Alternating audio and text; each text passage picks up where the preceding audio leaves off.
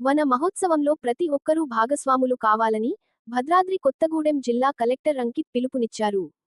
Yellandu క్రాస్రోడ్లోని Chalamala Srinivasarao memorial central పార్క్లో అటవీ శాఖ ఆధ్వర్యంలో మొక్కలు నాటే కార్యక్రమం నిర్వహించారు. ఈ కార్యక్రమంలో జిల్లా కలెక్టర్ అంకిత్, జిల్లా అటవీ శాఖ అధికారి Siddhartha Vikram Singh, Kothagudem corporation mayor mood Ganesh, పాఠశాల విద్యార్థులతో కలిసి మొక్కలు నాటారు.